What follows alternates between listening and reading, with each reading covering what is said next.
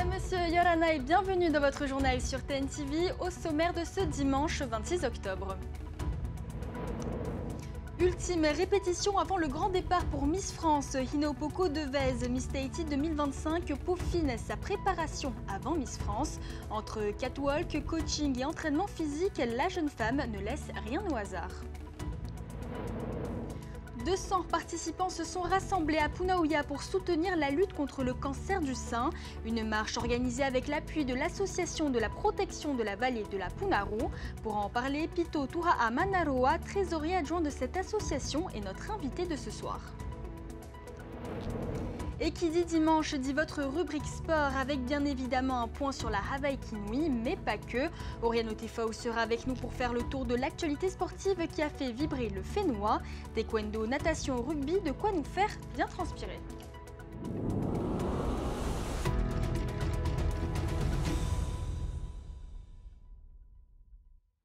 Dernier jour avant le grand départ pour Miss France, Hina Opoku Devez, Miss Tahiti 2025, affine sa préparation. Sport, éloquence, démarche, nutrition, rien n'est laissé au hasard.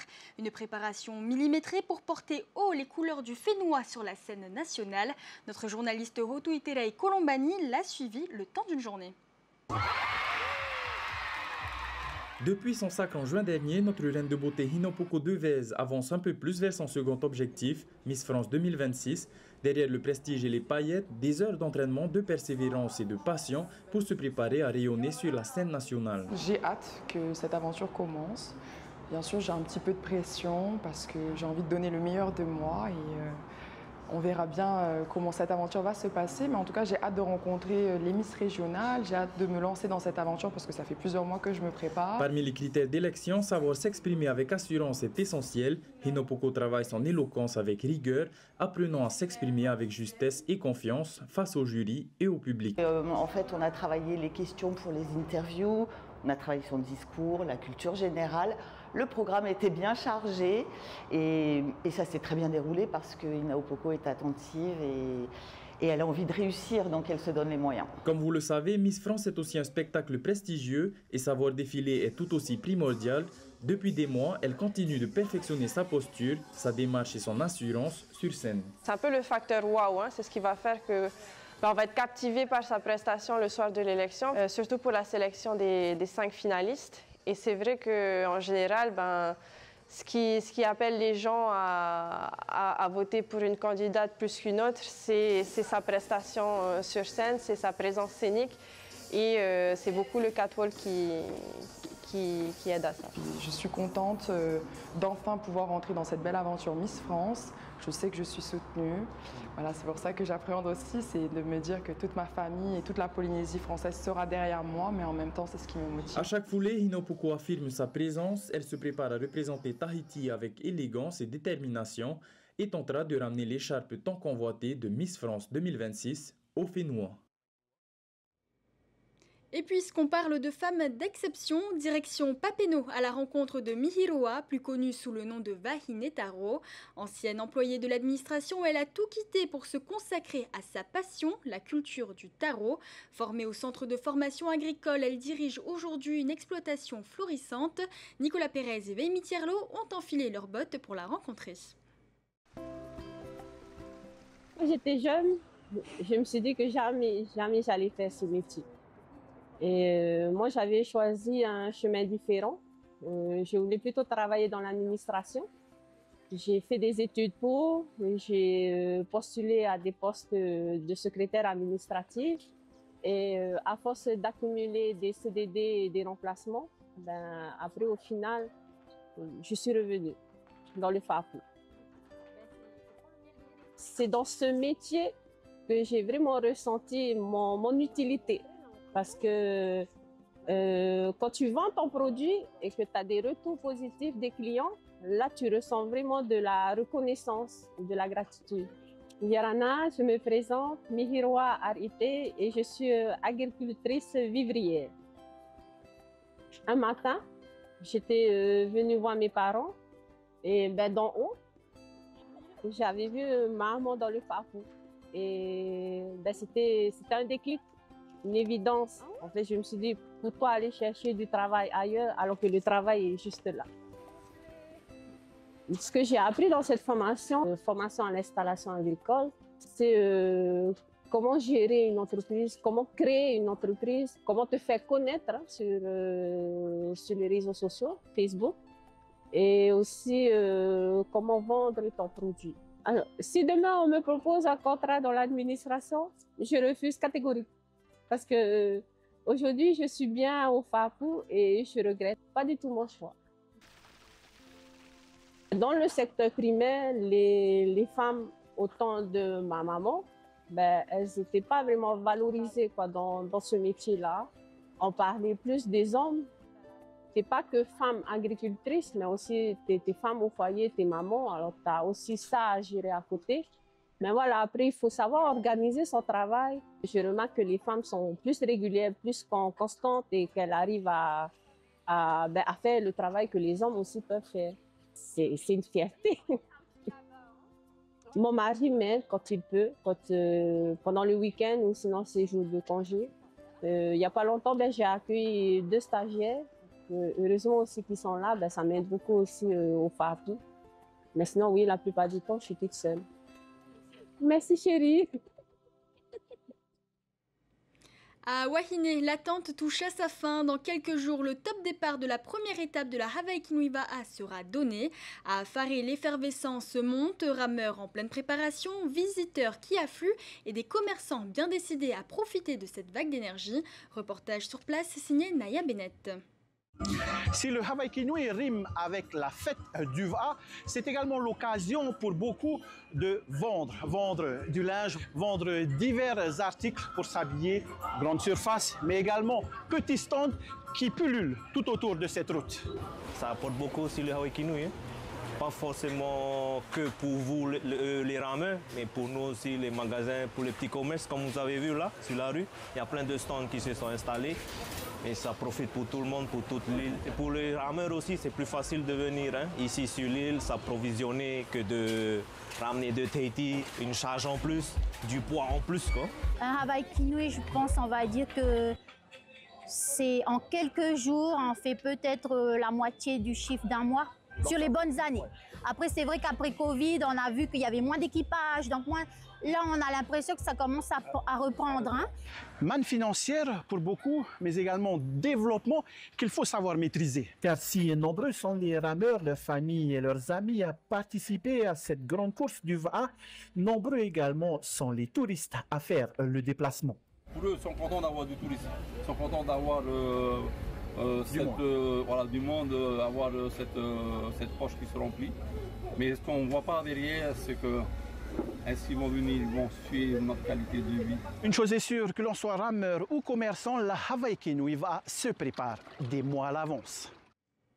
Mobilisation en rose cet après-midi à Punaouia. Près de 200 personnes ont participé à une marche de soutien à la lutte contre le cancer du sein.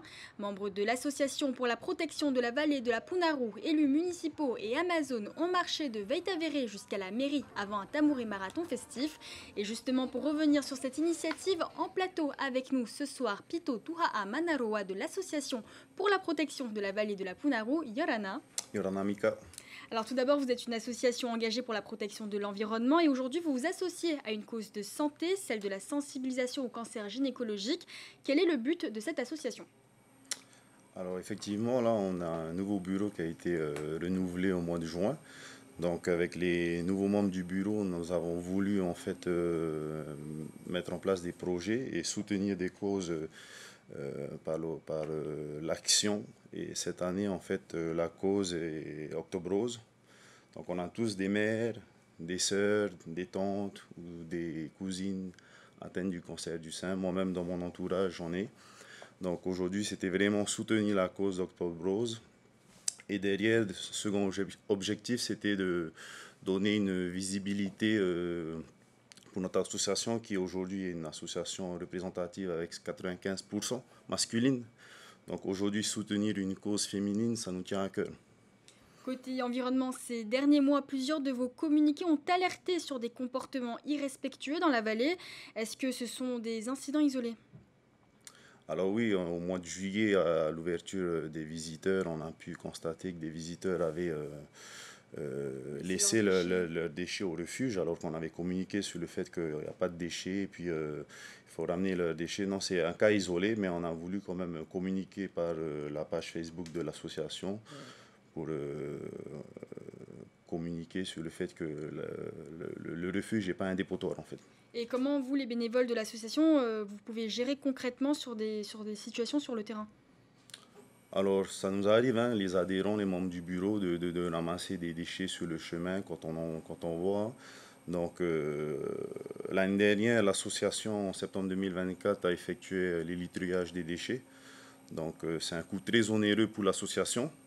Donc, cette année, à notre assemblée générale, au mois de juillet, nous avons communiqué au sein des adhérents que l'association n'allait plus payer en fait d'élitruage et qu'on allait mettre en fait cet argent qui nous coûte beaucoup chaque année dans l'élitruage dans d'autres actions.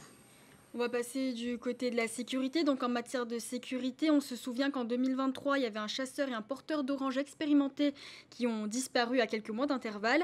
Depuis, il y a de nouvelles consignes qui ont été mises en place, comme de ne jamais partir seul en montagne, avoir avec soi un portable pour une géolocalisation. Est-ce que ce sont des règles qui sont aujourd'hui bien respectées?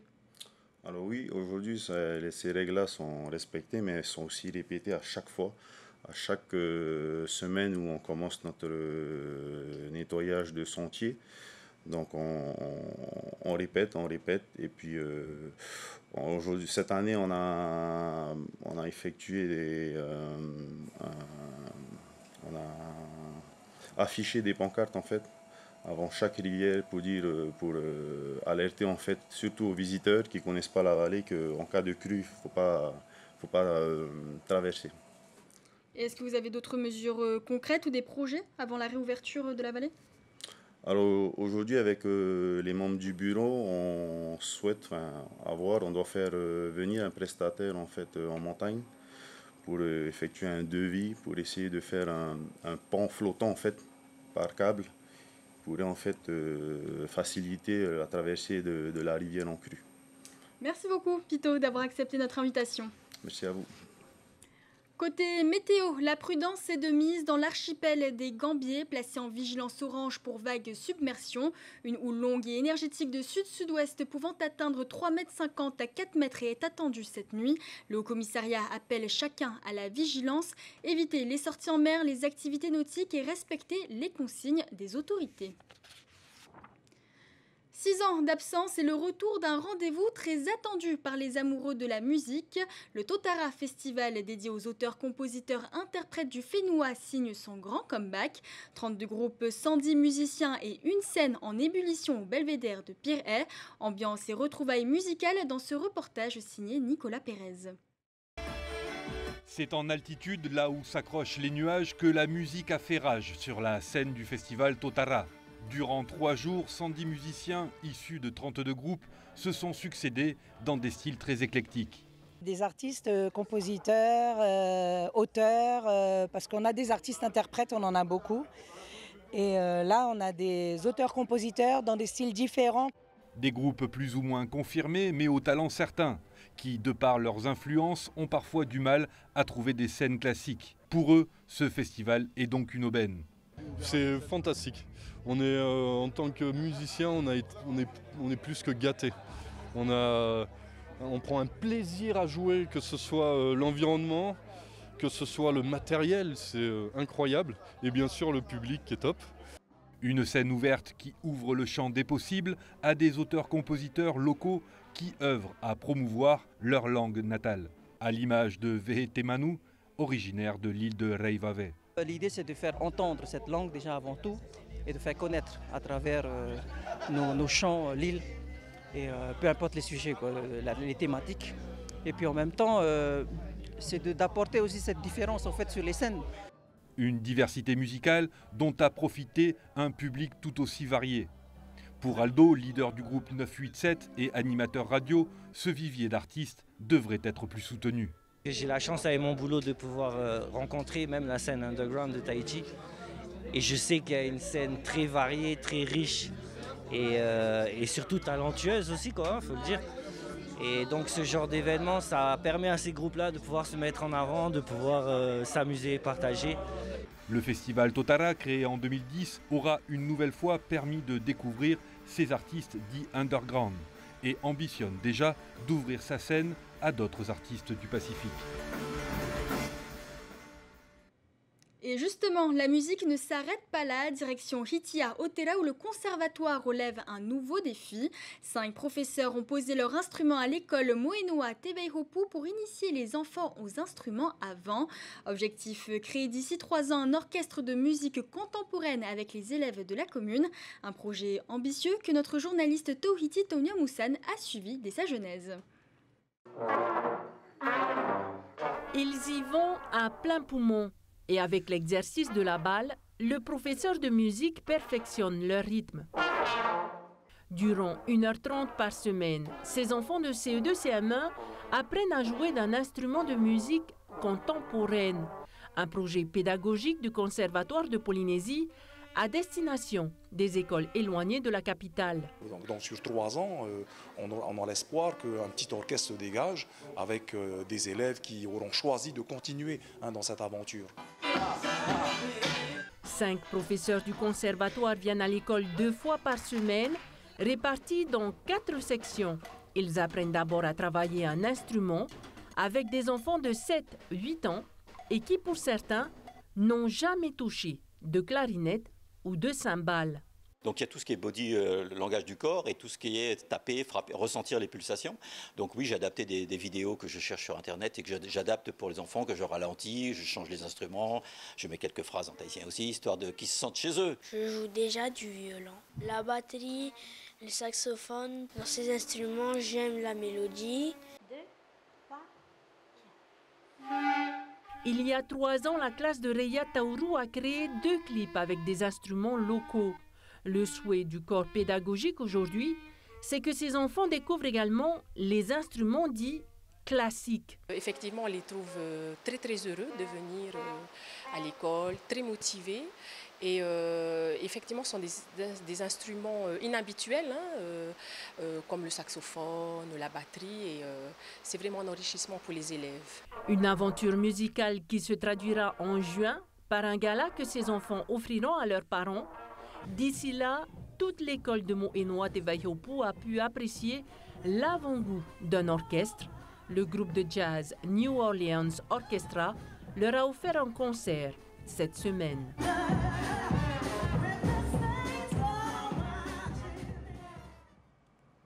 C'est l'heure de notre rendez-vous sportif. Et ce week-end, il y en avait pour tous les goûts, du sport en plein air, sur l'eau, dans les bassins et sur les terrains. Allez, on plonge tout de suite dans l'action.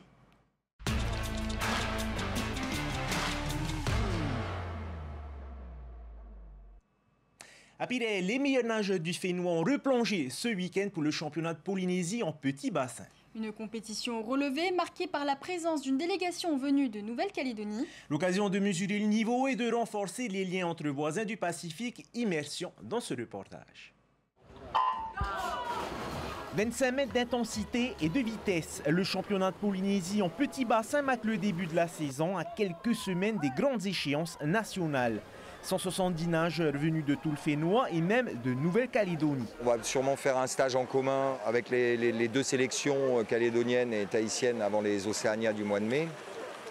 Et il y a une perspective aussi d'accueillir quelques Calédoniens au sein du CPP lors de stages ou de regroupements.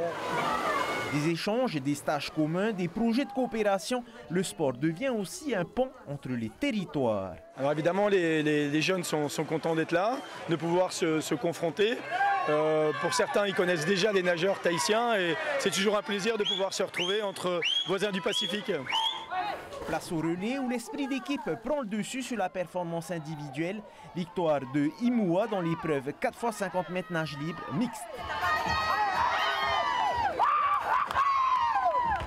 On n'a pas l'habitude de nager de cette manière, en faisant partir 2 garçons en premier et 2 filles derrière. C'était un peu, on va dire, pas le rush, mais c'était une nouvelle façon d'approcher le relais. Quand tu es le dernier, ça fout un peu la pression parce qu'au cas où l'équipe elle a pris un peu de retard sur les autres, tu te sens un peu obligé de rattraper, d'essayer de te donner vraiment à fond, quoi. Hein. En plus là, il y avait quand même assez de niveau. C'est pas mal, en plus il y a les Nouvelle-Calédonie qui sont là. Honnêtement, moi j'ai qu'une idée en tête, hein. C'est de les foudroyer, quoi. Moi, je veux juste tous les battre et montrer que c'est moi le patron ici. Hein. Voilà, chaud patate à nous tous, première place, en forme. Certains viennent de loin, comme le club de Réatea. Ça n'arrive pas tout le temps chez nous, on va pratiquement jamais aux compétitions à Tahiti. Du coup, c'est nouveau et comme du coup on n'a pas cette expérience, bah, ça nous apprend. Prochain rendez-vous dans 15 jours, toujours au bassin Pater avec les interclubs. Place à la glisse maintenant. À Papara s'est déroulée ce week-end la dernière étape de la Tahiti Open Tour. Après l'étape de Papeeno et celle de Teahupo'o, la troisième était donc décisive pour couronner les champions de Polynésie de cette année. En longboard, bodyboard et en surf, retour sur cette compétition avec Huanui à Toahiva.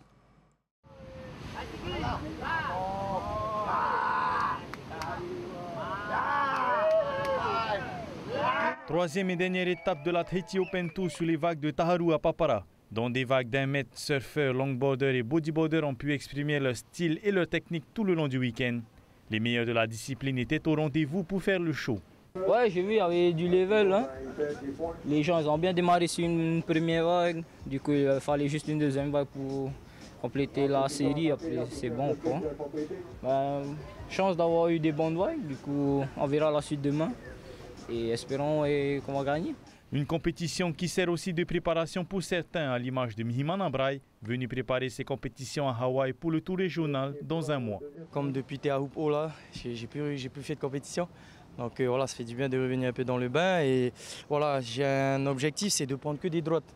Parce qu'en fait, à Hawaï, là, il y a que des spots à droite. En fait, du coup, je essayer de me forcer à sortir de ma zone de confort parce que les droites, du coup, je suis un peu moins fort, donc je sors de ma zone de confort et je veux m'améliorer. Une ultime étape donc pour la Fédération tahitienne de surf qui dresse un bilan positif pour cette année malgré quelques difficultés.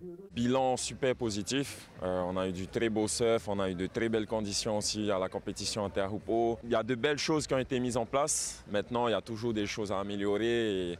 Et dans le bilan que je peux faire, je pense que le manque aussi de partenaires, le manque de moyens, des fois que ça soit humain ou financier, des fois c'est un peu difficile. Après 2 jours de compétition, c'est finalement James Omitei qui s'impose en bodyboard et Michel Bourrez en surf. Tahiri Tehei et Teiva Tetahio sont eux sacrés champions de Polynésie.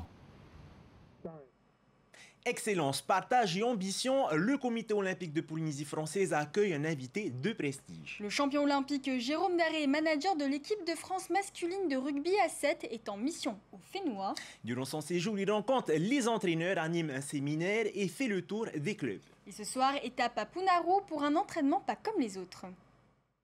Ok, passe au sol, les 3 attaquants restent en défense, allez. Sur la pelouse, les gestes s'enchaînent à un rythme soutenu. Entre intensité et précision, les joueurs de Punauia Rugby Club bénéficient d'une séance de haut niveau. On est cool, ce qui est important, c'est de bien s'organiser. Figure mondiale du rugby à 7, Jérôme Daré est venu partager son expérience au plus près du terrain.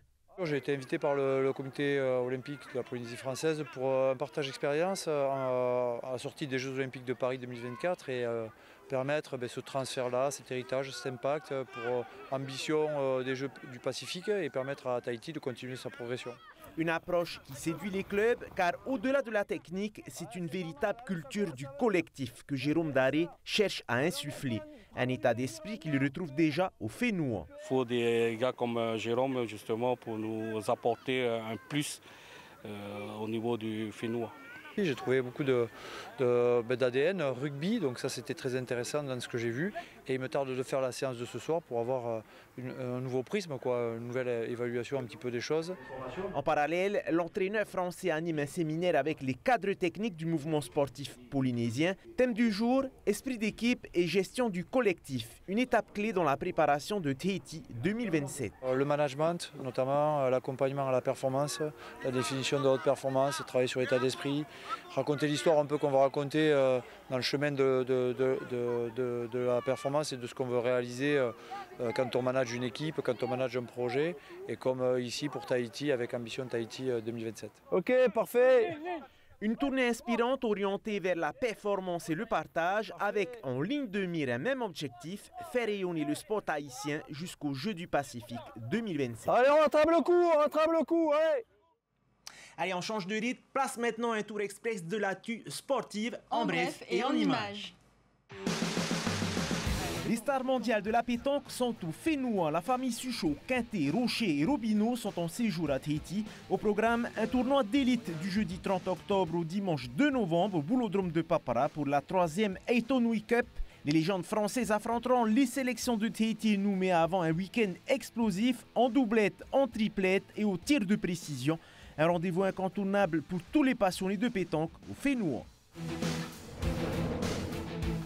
La délégation féminine de chasse sous-marine a pris son envol pour le Brésil où se déroulera les championnats du monde du 28 au 29 novembre. Un départ anticipé d'1 mois pour pouvoir faire du repérage et se préparer aux conditions locales. Et lorsqu'on leur demande leurs objectifs, la réponse est claire. La première place, évidemment. Quelle question, oui, bien sûr. On vise le podium, que ce soit en individuel ou par nation, mais le but, c'est vraiment de ramener la médaille pour Tahiti. Ça fait à peu près 1 an qu'on se prépare, financièrement déjà et physiquement. On a eu des entraînements avec la sélection masculine également, avec nos coachs Poitiers, Haïti. Et on se met toutes les conditions pour pouvoir être bien mentalement, physiquement et garder cette cohésion qui est très importante et qui va faire qu'on va se démarquer des autres pays. Hier, sur la pelouse de Manoura, s'est tenu un plateau jeune, une compétition de rugby en U14. 6 équipes au total ont répondu présent, 5 de Tahiti et 1 de Moria. 4 matchs de 14 minutes à jouer pour chacune d'entre elles. Malgré leur jeune âge, les rugbyman ont fait le show avec plusieurs essais marqués. Intensité, engagement et beau jeu, la relève du rugby polynésien est bien assurée. Toujours à Paea, s'est tenu les qualifications pour les championnats de France de taekwondo. 89 athlètes ont combattu pour décrocher le précieux sésame. 9 clubs étaient représentés, dont 2 venus de Moria et 1 de Riatea. Les combats ont été intenses, mettant en avant les meilleurs talents du Fénois. L'événement a également été marqué par la remise de 5 ceintures noires. Une belle reconnaissance pour ces athlètes méritants. C'est beaucoup de fierté aussi. Parce que tu vois, les petits te regardent, te prennent comme exemple. Et c'est une grande responsabilité parce qu'il faudra que j'aide mon coach pour coacher les petits de notre club. Ouais, là je suis sélectionnée pour les cadettes junior senior. Et là j'aimerais bien aussi être championne de cadettes. Là j'ai ramené l'or en minime, là j'aimerais bien être championne de France. Aussi si je gagne le championnat de France, je peux être sélectionnée en championnat du monde. Et j'aimerais bien être les 2. Retour sur les lagons avec notre page consacrée à la Haikinuiva pour de nouvelles rencontres avec les équipages.